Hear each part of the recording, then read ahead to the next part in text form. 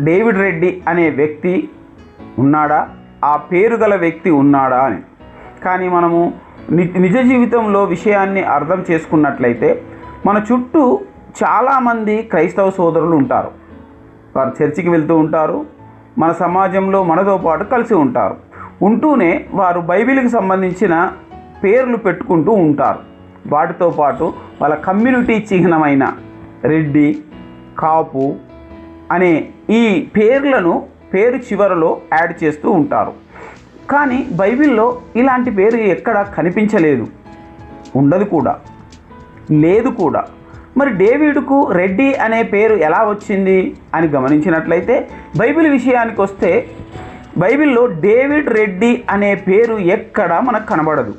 కానీ బైబిల్లో అత్యంత ప్రసిద్ధి చెందిన రాజుగా, దేవుని హృదయానుసారుడుగా పిలువబడుతున్న దావీదు రాజుగా ఎన్నుకోబడ్డాడు. దేవుడు అంటాడు నా హృదయానుసారుడు అని.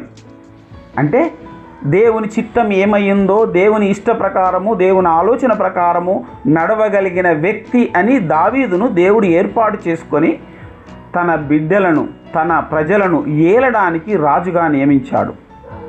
నియమించడమే కాకుండా తన విషయంలో దేవుని కృప తనకు సైనికుణ్ణి ఒడిసెలతో కొట్టి యుద్ధాన్ని ఆపివేసిన వ్యక్తిగా, సింహముతో పోరాడిన వ్యక్తిగా, ఎలుగుబంటితో పోరాడిన వ్యక్తిగా ఆయనకు వీర చరిత్ర ఉంది. ఆయన ఒక వీరుడుగా, రాజుగా ఉన్నాడు.